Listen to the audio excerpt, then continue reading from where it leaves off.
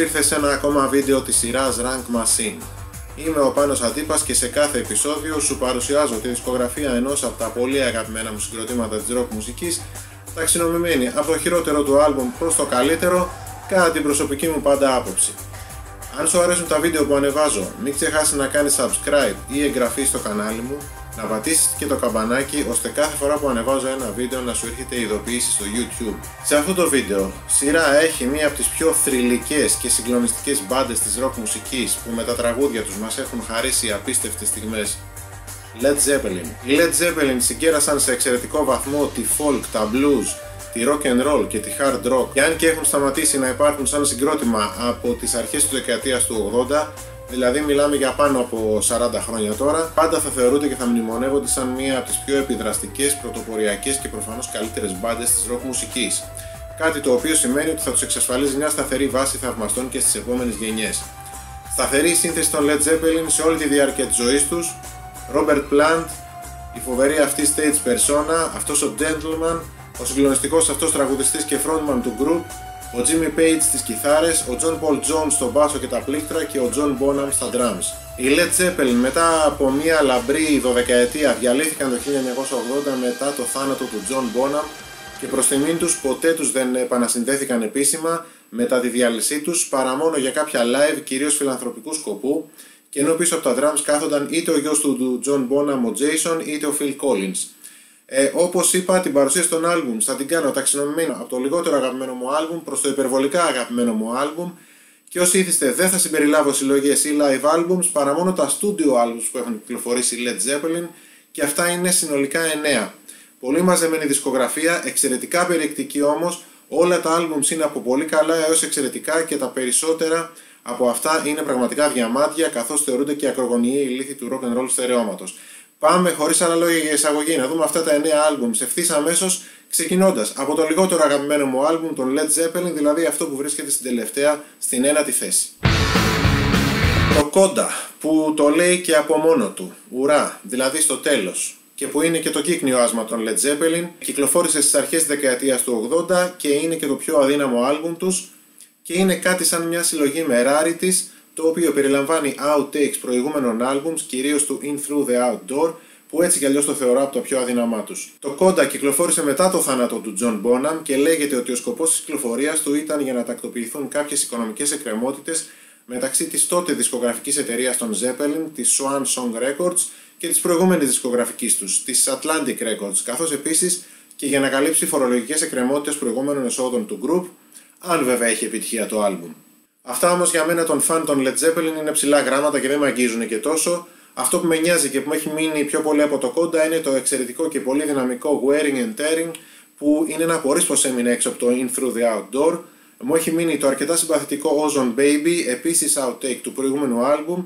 Μια πολύ καλή live εκτέλεση του I Can't Quit You Baby που υπήρχε στο Led Zeppelin 1. Το Bonzo's Montreux που είναι ένα solo κομμάτι του μακαρίτη ήδη John Bonham, ενώ τα υπόλοιπα είναι κάποια outtakes, αρκετά μέτρια κομμάτια για Led Zeppelin. Από την άλλη θα προτιμούσα τα Ozone Baby και Darlene αντί για το Carousel στο In Through the Outdoor, αλλά αυτά βέβαια είναι ευσεβής πόθη γιατί η ιστορία έχει γραφτεί και το In Through the Outdoor είναι αυτό που είναι και όχι αυτό που θα ήθελα εγώ να είναι. Overall, το Coda δεν είναι καθόλου κακός δίσκος, σαν Led Zeppelin δίσκος όμως είναι ο πιο αδύναμος. In Through the Outdoor του 1979, η τελευταία κανονική κυκλοφορία των Led Zeppelin λίγο πριν το θάνατο του John Bonham και την οριστική διάλυσή τους. Στο In Through the Outdoor υπάρχει ξεκάθαρα ένα transition στον ήχο του group, ο οποίος μαλακώνει πάρα πολύ σε σχέση με το προηγούμενο album, το Presence, είναι αρκετά πιο pop.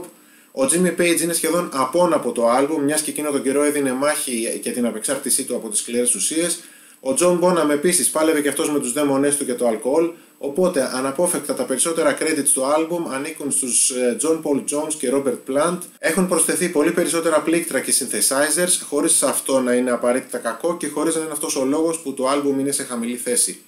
Ο λόγος είναι ότι οι περισσότερες συνθέσεις χωλένουν και δεν είναι του επίπεδου που μας είχαν συνηθίσει οι Led Zeppelin στα προηγούμενα άλμπουμ τους. Ποτέ μου δεν συμπάτησα το κάτι περισσότερο από 10 λεπτό σε διάρκεια Carousel και το αρκετά πανηγυρτζίδικο Fool in the Rain. Βρίσκω πολύ πιο συμπαθητικά τα In the Evening, Southbound Soiree και Hot Dog, ενώ ξεχωρίζω ιδιαίτερα τα δύο τελευταία κομμάτια του άλμπουμ, το πιο πολυπαιγμένο και το πιο γνωστό κομμάτι του, το All My Love, που μάλλον ο Robert Plant δυστυχώς το έγραψε για το θάνατο του 5χρονου γιου του Karak, και το κομμάτι που κλείνει το άλμπουμ, το I'm Gonna Crawl. Led Zeppelin 3 του 1970. Μετά τα δύο πρώτα άλμπουμς με αρκετά hard rock ήχο, στο Led Zeppelin 3 παρατηρώ μια μεταστροφή στον ήχο του group σε ακόμη πιο folk, country και blues μονοπάτια. Ο ήχος της μπάντας σε αυτό το τρίτο άλμπουμ εμαλακώνει αισθητά. Αναμφίβολα είναι το πιο ακουστικό άλμπουμ που κυκλοφόρησαν οι Zeppelin, αλλά και όχι μόνο ακουστικό, χωρίς αυτό να μειώνει στο παραμικρό το ότι πρόκειται για ένα εξαιρετικό άλμπουμ με πολύ ιδιαίτερο ήχο και χρώμα. Το τοποθετώ σχετικά χαμηλά στη λίστα απλά γιατί για μένα από τα μεγάλα άλμπουμ τους αντιπροσωπεύει στο μικρότερο βαθμό αυτό που πραγματικά θέλω να ακούω από τους Led Zeppelin. Καλύτερο κομμάτι του Led Zeppelin 3 θεωρώ ότι είναι το εντελώς ηλεκτρικό και σπαρακτικό blues Since I've Been Loving You. Από κοντά ακολουθεί το πολύ ιδιαίτερο Bron Or Stomp, τα πολύ ακουστικά That's the Way, Gallows Pole, και βέβαια επειδή το Led Zeppelin 3 δεν είναι μόνο ακουστικό, αλλά σε κάποια σημεία είναι και αρκετά heavy με πολύ χαρακτηριστικά δείγματα, τα εξαιρετικά Immigrant Song και Out in the Tiles, ενώ τα λιγότερα συναρπαστικά κομμάτια του άλμπουμ θεωρώ ότι είναι τα Friends, Celebration Day και Hats Off του Roy Harper. Πρωταγωνιστής του Led Zeppelin 3 είναι αναμφίβολο Jimmy Page, καθώς σε όλο το άλμπουμ παίζει τις κάλτσες του που λέμε με τις κιθάρες του, αλλά επίσης συγκλονιστικός είναι και ο ένας και μοναδικός Robert Plant. Πολύ καλό άλμπουμ το Presence του 1976, κρίνω ότι είναι το πιο υποτιμημένο τους, το τελευταίο με το γνωστό δυναμικό hard rock ήχο των Led Zeppelin, πριν κάνουν το τελευταίο transition στον ήχο τους με το In Through the Outdoor που θα ακολουθήσει 3 χρόνια αργότερα. Page και Plant έχουν γράψει όλο το Presence εκτός από το πιο μικρό κομμάτι του άλμπουμ, το Royal Orleans, που το έχει γράψει όλη η τετράδα και που είναι ίσως το πιο αδιάφορο κομμάτι του άλμπουμ. Εξαιρετική όλη η δεύτερη πλευρά, μια από τις καλύτερες πλευρές σε άλμπουμ το Led Zeppelin, γιατί εδώ υπάρχουν το αυτοεξομολογητικό Nobody's Fault But Mine, η πολύ δυνατή ροκενρολιά Candy Store Rock, το μοναδικό single που ξεπηδήσε από το Presence, το Hot Song for Nowhere σε κλασική Led Zeppelin φόρμα και μία από τις πιο hard rock και μελωδικές μπλουζιές, το εξαιρετικό σχεδόν δεκάλεπτο T41. Ξεκίνησα από τη δεύτερη πλευρά γιατί είναι αρκετά καλύτερη της πρώτης, όπου σε αυτήν υπάρχει το πολύ καλό μεν κομμάτι, αλλά χωρίς ιδιαίτερο λόγο πάνω από δεκάλεπτο Achilles Last Stand, το μετριότερο For Your Life και όπως είπα και πριν, ίσως το πιο αδιάφορο κομμάτι του άλμπουμ είναι το Royal Orleans. Το εμβληματικό τέταρτο άτιτλο άλμπουμ των Led Zeppelin ή αλλιώς Led Zeppelin 4 είναι από τα άλμπουμς με τις μεγαλύτερες πωλήσεις παγκοσμίως, 37 εκατομμύρια κομμάτια δεν είναι και λίγα, κατά πολλούς είναι και το καλύτερο άλμπουμ το Led Zeppelin. Σε τούτο το άλμπουμ υπάρχουν κάποια από τα καλύτερα κομμάτια του group όπως το Stairway to Heaven. Δεν υπάρχει καμία αμφιβολία ότι πρόκειται για ένα από τα κορυφαία κομμάτια της rock μουσικής και κάθε φορά που το ακούω πραγματικά το ακούω με κομμένη την ανάσα. Επίσης, εδώ υπάρχει το εξαιρετικό Black Dog, από τα πιο ιδιαίτερα hard rock κομμάτια, και υπάρχει και το rock and roll, το καταπληκτικό αυτό rock and roll κομμάτι με τον ακαταμάχητο ρυθμό και την τρομερή ενέργεια που βγάζει. Το τελευταίο κομμάτι του άλμπουμ που μου άρεσε πάρα πολύ είναι το Going to California, καθώς θεωρώ ότι τα Four Sticks και When the Levee Breaks έχουν μεν πολύ καλό ρυθμό, αλλά μερικές φορές μου φαίνεται κάπως μονότονα. Ενώ η μεγαλύτερη γκρίνια μου για αυτό το άλμπουμ είναι τα δύο απόλυτα fillers που υπάρχουν εδώ, τα The Battle of Evermore και Misty Mountain Hop, που όσες φορές και αν τα έχω ακούσει πραγματικά δεν μου χτυπάνε κανένα καμπανάκι. Περισσότεροι οπαδοί των Led Zeppelin ίσως αυτό το άλμπουμ το έχουν στο νούμερο 1 και είμαι απόλυτα ok με αυτό, αν αυτό που μετράει πιο πολύ είναι τα hits που υπάρχουν εδώ. Εγώ όμως που είμαι οπαδός των albums και όχι των hits, θεωρώ ότι οι Led Zeppelin έχουν κάνει καλύτερα albums από το Led Zeppelin 4. Το Physical Graffiti είναι ένα συγκλονιστικό διπλό άλμπουμ από τα καλύτερα διπλά άλμπουμ στην ιστορία της rock μουσικής. Το υλικό που είχε συγκεντρωθεί αρχικά για το Physical Graffiti ξεπερνούσε χρονικά το όριο ενός μονού δίσκου, οπότε το group για να συμπληρώσει χρόνο και κομμάτια ώστε να κυκλοφορήσει το άλμπουμ ως διπλό, άδειασε τα vaults των αμέσως προηγούμενων albums, κυρίως του 4 και του Houses of the Holy, και το συμπλήρωσε με outtakes αυτών. Το άλμπουμ κυκλοφόρησε τον Φεβρουάριο του 1975 και είναι ένας αμιγός hard rock δίσκος. Βρίσκω πολύ πιο ενδιαφέρον και προφανώς μου αρέσει και πολύ περισσότερο το υλικό που γράφτηκε αποκλειστικά για το Physical Graffiti, όπως ο ογκόλιθος Kashmir, ένα από τα καλύτερα κομμάτια του group, όπως το εξαιρετικό αλλά μακάβριο In My Time of Dying, το μεγαλύτερο σε διάρκεια στούντιο ηχογραφημένο τραγούδι τους, και για το οποίο προσφάτως έμαθα ότι πρόκειται περί διασκευής ενός gospel κομματιού που το έχουν διασκευάσει και άλλοι μεγάλοι καλλιτέχνες, μεταξύ αυτών και ο Bob Dylan στο ντεμπούτο άλμπουμ του.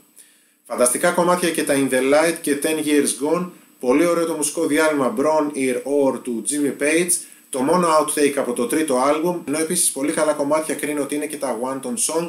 Custard Pie και Trampled Underfoot. Από τα outtakes του Houses of the Holy που υπάρχουν εδώ, αυτό που μου αρέσει πιο πολύ είναι το αρκετά heavy The Rover, Συμπαθητικό το Houses of the Holy,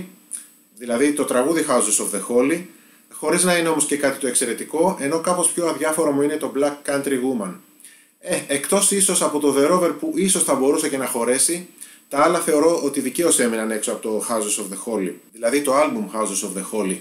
για το οποίο θα τα πούμε σε λίγο. Από τα outtakes του τέταρτου album τώρα, το Down by the Seaside είναι ένα συγκλονιστικό τραγούδι που θα το προτιμούσα 1000 φορές σαν πρώτο track της δεύτερης πλευράς του τέταρτου δίσκου αντί του Misty Mountain Hop, κομμάτι το οποίο ποτέ μου δεν συμπάθησα, ενώ το Boogie with Stu παρά ήταν folklore για να χωρέσει στο άτιτλο album, γι' αυτό και προφανώς προτιμήθηκε η τρομερή κομματάρα rock and roll αντί γι' αυτό, ενώ το Night Flight κρίνω ότι είναι απλά συμπαθητικό.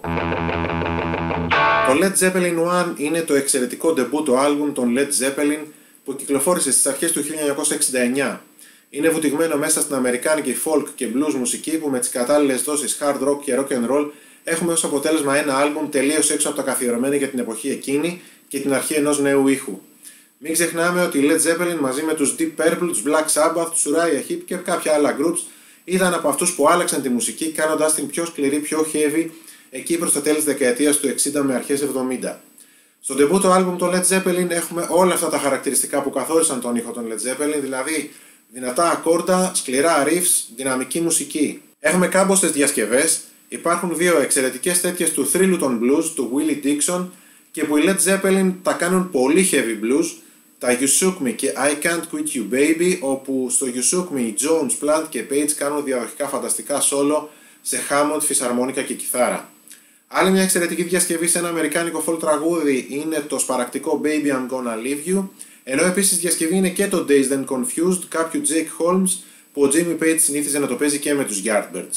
Η εκτέλεση των Zeppelin βέβαια στο συγκεκριμένο κομμάτι είναι δυναμίτης, είναι ξεκάθαρη πιο απογειωτική εκτέλεση του κομματιού, όλα όμως τα τραγούδια που διασκευάζουν σε τούτο εδώ το ντεμπούτο άλμπουμ οι Led Zeppelin τα αποδίδουν εξαιρετικά και τα έχουν κάνει απόλυτα δικά τους. Οι υπόλοιπες τώρα, πρώτες καθαρά Led Zeppelin συνθέσεις είναι και αυτές εξίσου εξαιρετικές, αν και κακώς δεν ξεκίνησα από αυτές. Όλα είναι καταπληκτικά κομμάτια από το εναρκτήριο Good Times, Bad Times, το Communication Breakdown, το Your Time Is Gonna Come και κυρίως, πιο πολύ απ' όλα, το εξαιρετικό φινάλε του άλμπουμ How Many More Times με τα 8,5 λεπτά που διαρκεί. Για μένα τώρα εξακολουθεί και παραμένει άλλη το μυστήριο πως με έναν μέσο όρο ηλικίας γύρω στα 22 με 23 χρόνια αυτά τα παιδιά έδωσαν ένα τόσο όριμο και γεμάτο πάθος ντεμπούτο άλμπουμ. Led Zeppelin 2, ο δεύτερος δίσκος των Led Zeppelin, κυκλοφόρησε την ίδια χρονιά με τον ντεμπούτο, τον Οκτώβριο του 1969 και μουσικά βαδίζει περίπου στα ίδια blues, hard rock και rock and roll χνάρια που βαδίζει και ο πρώτος, είναι και λίγο πιο heavy από τον προκάτοχό του. Προφανώς και δεν νιώθω την ανάγκη να ξανακούσω το χιλιοακουσμένο και χιλιοπαιγμένο πια από τα ραδιόφωνα Whole Lotta Love, λες και δεν υπάρχει άλλο τραγούδι των Led Zeppelin για να παίξουν, το οποίο εν μέρει και αυτό διασκευή είναι γιατί είναι βασισμένο στο κομμάτι You Need Love του Willie Dixon. Για μένα το Led Zeppelin 2 έχει εξίσου πολύ καλά κομμάτια με το Whole Lotta Love, όπως το The Lemon Song με απίθανη μπασογραμμή από τον John Paul Jones, το Thank You, ένα πραγματικά εξαιρετικό rock τραγούδι, το αρκετά heavy Heartbreaker με το τελείως ασυνόδευτο solo στην κιθάρα από τον Page, την κλασική rock'n'rollιά Living Lovin' Made, το εκρηκτικό Ramble On, για μένα το καλύτερο κομμάτι του άλμπουμ, με επίσης εξαιρετικό μπάσο από τον John, φοβερό solo στην κιθάρα από τον Jimmy Page και συγκλονιστική ερμηνεία από τον Robert, αν και αυτά είναι λίγο τετριμμένα λόγια, γιατί στη συντριπτική πλειοψηφία των τραγουδιών τους όλοι οι Led Zeppelin είναι εξίσου συγκλονιστικοί. Σε συνέχεια των φοβερών κομματιών του Led Zeppelin 2, το Moby Dick, το κλασικό John Bonham κομμάτι που μας ξεδιπλώνει ένα μικρό μέρος των απίστευτων τεχνικών δυνατοτήτων του και του πολύ ιδιαίτερου παίξηματός του στα drums, και πολύ καλό κομμάτι, το τελευταίο κομμάτι του Led Zeppelin 2, το closing track, το πολύ ιδιαίτερο Bring It On Home, που ξεκινάει πολύ μπλουζιάρικα για να ορκάρει και αυτό στη συνέχεια και να κλείσει το ίδιο κλαψιάρικα, μπλουζιάρικα όπως άρχισε. Το Houses of the Holy κυκλοφόρησε τον Φεβρουάριο του 1975. Είναι το πρώτο άλμπουμ με κανονικό τίτλο και όχι 1, 2, 3 άτιτλο κλπ. Είναι ένα εξαιρετικό άλμπουμ από την αρχή μέχρι το τέλος. Εδώ κατά κάποιο τρόπο ξεχνάμε τη folk, τα blues, το rock and roll, πιάνουμε τη funk, αγγίζουμε τη reggae και δεν ξέρω αν πρέπει να το χαρακτηρίσω ως το πιο πειραματικό άλμπουμ που έχουν κάνει. Σίγουρα όμως είναι αρκετά πιο ιδιαίτερο και πιο σκοτεινό σε σχέση με τα προηγούμενα 4, και παρότι αυτό το άλμπουμ ή μάλλον καλύτερα η κάθε πλευρά αυτού του δίσκου ξεκινάνε η κάθε μία με ένα από τα όχι από τα ιδιαιτέρως αγαπημένα μου τραγούδια των Led Zeppelin, η πρώτη με το The Song Remains the Same και η δεύτερη με το Dancing Days, εν τούτοις στο Houses of the Holy υπάρχουν κάποια από τα πιο αγαπημένα μου κομμάτια των Led Zeppelin, όπως το The Rain Song. Τι κομματάρα είναι αυτή, τι συγκλονιστικό ερωτικό κομμάτι είναι αυτό, τι ενορχήστρωση είναι αυτή. Θα έλεγα ότι είναι το πιο μπιτλικό τραγούδι των Led Zeppelin. Συγκλονιστικό κομμάτι, το κομμάτι που ακολουθεί το The Rain Song, το Over the Hills and Far Away. Αυτή τη στιγμή που μιλάμε είναι το πιο αγαπημένο μου κομμάτι των Zeppelin. Ξεκινάει τόσο πολύ ήρεμα με ακουστική session, με έναν Jimmy Page που πρέπει να είδε απίστευτο όραμα για να γράψει αυτή την εισαγωγή, για να δυναμώσει στη συνέχεια και να γίνει πιο ηλεκτρικό. Το The Grudge είναι ένα παράξενο μεν για Led Zeppelin τραγούδι, εξαιρετικό δε, και κάθε φορά που το ακούω, θέλοντας και μη μου θυμίζει το Get Up I Feel Like a Sex Machine. Έχει πολύ groove, είναι funky, έχει το χαβαλέ του, ιδέα του John Bonham. Επίσης μου αρέσει πάρα πολύ το Dear Maker, βασισμένο σε μια ιδέα του John Bonham και αυτό, να συνδυάσει τη reggae με το doo-wop των 50s. Το No Quarter, εξαιρετικό κομμάτι και αυτό πολύ ιδιαίτερο και από τα πιο σκοτεινά τους. Και βέβαια το The Ocean, ένα καταπληκτικό closing track. Ξέρουμε πολύ καλά ότι ο Robert Plant είναι αυτός που είναι. Τι φωνάρα είναι αυτή, τι φοβερός frontman είναι αυτός. Ο Jimmy Page επίσης, κολοσσός της κιθάρας. Ξέρουμε επίσης πολύ καλά πόσο καταπληκτικός drummer ήταν ο John Bonham. Αλλά αυτός που κάνει απίστευτη δουλειά στο Houses of the Hole είναι ο John Paul Jones, με τον μπάσο του και τα πλήκτρα που παίζει. Ίσως ο πιο υποτιμημένος από τους 4 Led Zeppelin. Για μένα το Houses of the Holy σαν άλμπουμ αγγίζει την τελειότητα κατά τη περισσότερο από τα υπόλοιπα 4 άλμπουμς, που θεωρώ ότι ανήκουν στην ίδια κατηγορία με αυτό σε ποιότητα, δηλαδή τον πρώτο, το δεύτερο, το τέταρτο και το Physical Graffiti. Κάθε φορά που το ακούω με κρατάει σε εγρήγορση μέχρι και την τελευταία του νότα, μου αρέσει πιο πολύ η ατμόσφαιρά του, είναι αυτό που αγγίζει πιο πολύ το μέσα μου και το είναι μου, λίγο περισσότερο από τα άλλα, και είναι αυτό που ανακαλύπτω κάθε φορά ξανά και ξανά. Με όλο το σεβασμό προς το τεράστιο αυτό γκρουπ της rock μουσικής, τους θρυλικούς Led Zeppelin, αυτά ήταν τα 8 plus Coda albums τους, τα ξενομημένα, από το λιγότερο αγαπημένο μου προς το υπερβολικά αγαπημένο μου, τη δεδομένη χρονική στιγμή που μιλάμε, γιατί ίσως σε ένα μήνα, ένα χρόνο, 5 χρόνια ή 10 χρόνια από τώρα, μπορεί η σειρά των albums πιθανότατα να είναι διαφορετική από αυτήν. Σχετικά μαζεμένη δισκογραφία, εξαιρετικά albums όμως τα περισσότερα, να μην πω μεγάλη κουβέντα, αλλά οι μουσικές των Led Zeppelin έχω την αίσθηση ότι θα με στηροφεύουν και στο υπόλοιπο της ζωής μου. Είναι σίγουρο ότι θα διαφωνείς με τις περισσότερες από τις επιλογές μου, γιατί τα περισσότερα albums των Led Zeppelin είναι εξαιρετικά, είναι ιδιαίτερα, είναι ξεχωριστά και εξάλλου αυτή είναι η μαγεία της μουσικής. Μιλάει διαφορετικά στην ψυχή του καθενός μας. Να είσαι καλά και σε περιμένω σε κάποιο άλλο βίντεο της σειράς Rank Machine.